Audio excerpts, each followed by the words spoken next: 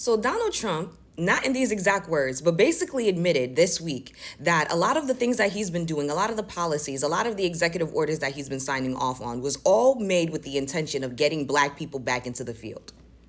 It was made with the intention of getting black people back into the field. So my good sis J Doll says she wants to see the clip. She said, let me see the clip. Ask and you shall receive. Back to their country with a pass back in legally, and we're doing things that are very difficult to do and very complex, but it works really well. We're sending them back, and then they're schooling, they're learning, they're coming in legally. We have a lot of that going on, but we're taking care of our farmers. We can't let our farmers not have anybody, these are these people, you can't replace them very easily. People that live in the inner city are not doing that work. They're just not doing that work. And they've tried, we've tried, everybody tried. They don't do it. These people do it naturally. I said, what happens if they get it to a farmer the other day? What happens if they get a bad back? He said, they don't get a bad back, sir, because if they get a bad back, they die. I said, that's interesting, isn't it? These are very, in many ways, they're very, very special people. Okay, go ahead. Hi guys, my name is Joy and you are welcome back to the channel. Today we are tackling something few people expect. Donald Trump admitting his deportation plan is backfiring. He recently acknowledged that pushing mass deportation has hurt our farming and hospitality sectors. Now, let's get into the video and see what people are saying, why it matters, and how it's hitting communities across America. But first, don't forget to like, share, and subscribe so you don't miss the next one. So I know Donald Trump ain't regretting deportation, huh? Wait a minute, did I read that right? Did I hear that right? Come on, sip a little tea with Auntie. Let's talk about it. So you regretting deportation. You went around and had ICE snatch them people clean about the fields. Arrested them, took them to countries that weren't even their own original countries, and put them in camps that look like concentration camps. For what? Did you think you had another race that you can pop into those jobs? Did you think you can pay another race as little as you were paying those people from other countries who were here illegally? That's what you thought. You thought if you put the pressure, jack the prices up of everything, make it high, make people around here struggle, that you was going to have a certain race that would run to those jobs. I bet you I know which race you thought it was going to be. I ain't going to take it there, but y'all know. But see, Dino, let me put you up on something. Our ancestors, were forced to be in those fields.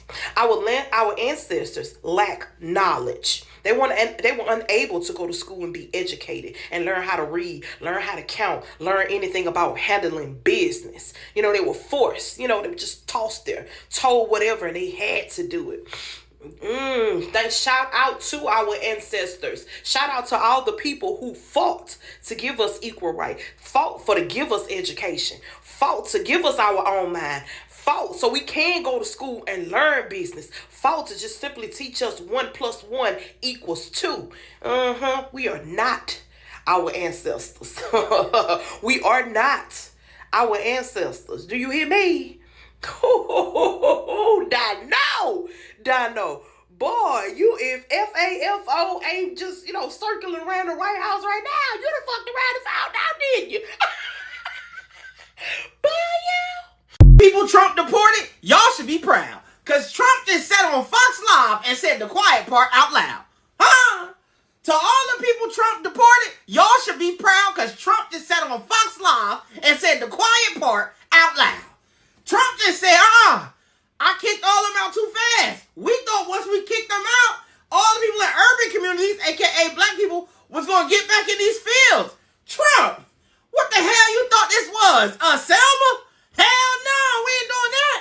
Nigga, we'll sell t-shirts on our truck before we do that. I hope that wasn't part of the game plan originally. Trump said, listen, we got to get some of the people from that we kicked out the country back. We got to get them back legally. We'll give them their papers and all. We ain't got no damn farmers. You didn't think about this before you kicked them out? Huh? Listen, the last people who were doing that, their last name was Tubman and shit like that. We ain't into that no more. We got black businesses. We'll figure it out here. Okay, we'll buy a couple stamps. We ain't doing that. Listen, to all the African people, Haitian, Spanish, whoever got kicked out of the country, even people who was doing good in their country in England and British people, listen, he needs y'all back. He ain't think about it. This is your time to get your paperwork together and come back legally so that way nobody can mess with y'all for generations to come, okay? Trump said, listen, I thought about it. I kicked y'all out, but our economy wasn't ready for that. The economy said, oh, wait a minute, nigga. Oh, this ain't that type of party, okay? So now he's working on getting them back. Now, Trump did say some wild stuff about, he asked some farmers what happened if they back break. I'm not even repeating that whole joke because it's kind of crazy. But Trump, I don't think nobody proofread what he got to say. I don't think he read none of the stuff that they tell him to say. I think he just say whatever come to mind. Listen, Trump said he got to get the illegals back so they can be legal, okay? I'm just here to bring y'all the news. I'm just the messenger. So Donald Trump, not in these exact words, but basically admitted this week that a lot of the things that he's been doing, a lot of the policies, a lot of the executive orders that he's been signing off on was all made with the intention of getting black people back into the field. It was made with the intention of getting black people back into the field. All right, so on Tuesday, Donald Trump made an appearance, right, on CNBC's Squawk Box. And on that platform, he actually made a lot of commentary in regards to the situation with the deportations, migrant workers, the state of America's agriculture, and he made comments on inner city people not doing farm work. I want you to always remember that when they mention inner city, that means black. In Donald Trump's exact words, people that live in the inner city are not doing that work. They've tried. We've tried. Everybody tried. They don't do it. These people do it naturally. They don't get a bad back because if they get a bad back, they die. He also went on to say that they are very, very, very special people and they cannot be easily replaced. Remember what I said, anytime that they mention the words inner city people, inner city communities, inner city neighborhoods, that's black. That's code for black. Black, blackity black, okay? Black people. And it is because of that exact commentary that it reconfirms for me, okay? Not confirms, but reconfirms, meaning that I already knew. But it reconfirms that the plan from the very beginning with these executive orders, right, was to further destabilize black communities, further destabilize poor communities, but black mainly, so that you could put pressure on these communities so that you could get them to go back into the field, right? And then once you get them back in the field, bingo, you've made America great again. Modernize slavery. But black people said, fuck you and this little game that you want to play. Since we are the most valuable player on the scoreboard, we will remove ourselves and let's see if this game is still going to continue. And that's in fact what we're seeing right now. Donald Trump thought that by forcing all of these other people out, taking away our Medicaid, doing all of these things to further destabilize our community, that we would conform, that we would just do what he wants us to do, what the whites of this world, what white supremacy wants us to do. But black people decided to pull a Uno reverse and they did nothing, which is something that they're not used to black people doing. They're used to black people having this spirit of rebellion, having this spirit of revolution. But instead, black people decided that, you know what, I'm going to preserve my energy for me and my people, but I'm also going to remove myself from this game entirely. And now everything is starting to crumble. The way that the America agriculture is taking a huge hit right now because of Donald Trump and his deportations. Like, I don't think that you understand how much America survives off of the labor of undocumented workers. And when I say y'all, I mean all the other races. Black people knew because black people were telling you. They told you, don't do this. Don't do this because we're not going back in the field. Don't do this, but y'all didn't listen. And just to put into retrospect of how important undocumented migrant workers are to the agriculture economy here in America, the U.S. Department of Agriculture reports that roughly 42% of crop workers are undocumented, with nearly 70% being foreign-born. This labor is essential in states like California and Texas, where up to 80% of farm workers lack legal status. Donald Trump signed off on a lot of these executive orders back in January. It is now August, and in between that time, he has done a parade of chaotic shit, trying to put pressure on the black community, but the black community has refused to fold. They have not folded. And it's not just the black community, but the legal Hispanic community here, the legal Latinos here, the Browns, and every other race that sees what this administration has been trying to do from the very beginning. They have not folded. And because of that, everything that he has signed off on in January is starting to bite him in the ass in August. And to all of you people out there that had so much to say in regards to the black community and the 92% and them actually deciding to stand down and not participate, to not get involved, to protect their peace, all of the critiques that you had on their decision, let this be your example. Let this be your primary example as to why you should stay the fuck out of black people business. Stay the fuck out of black people business. You had so much to say in regards to our decision and wanting to stand the fuck back and deciding to remove ourselves from this entire game altogether, right? Now, you see that black people actually knew what the fuck they were doing. They knew what the fuck they were doing. They told you were going to need these people because they weren't doing it anymore. They told you they wasn't going to do it anymore. You still got rid of them people. You still got rid of the migrants. You still did and went through with the mass deportations, and now you guys want food. But you thought that the black people was going to get into the field. No, they wasn't going to do it. They wasn't going to do it. They wasn't going to do it. And now you see why they decided from the very beginning, oh, I see how this is going to play out. Exit stage left. Y'all, so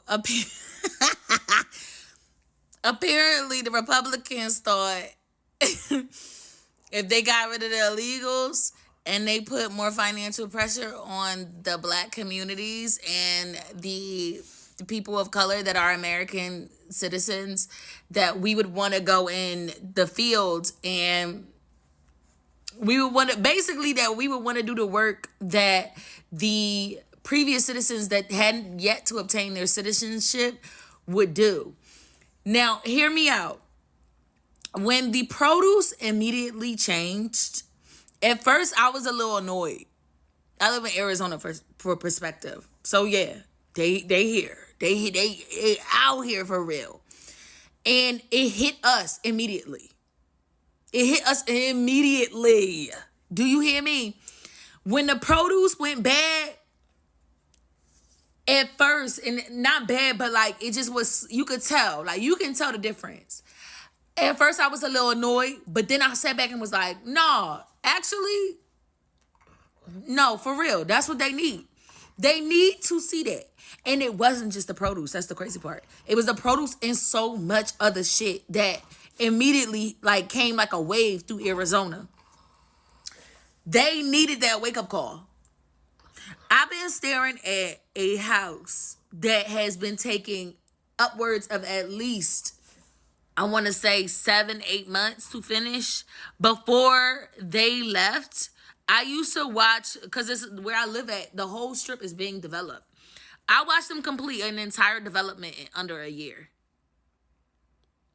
I watched them complete an entire development in under a year.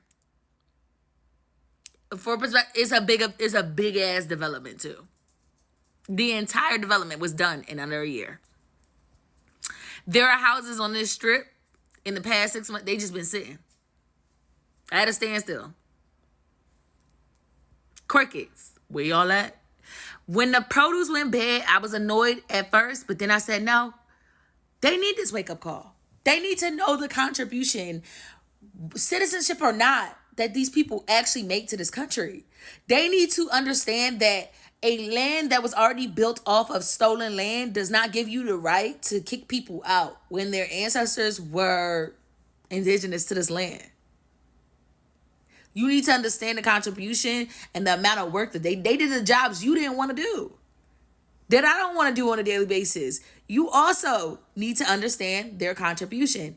Now, Trump wants to bring them back legally.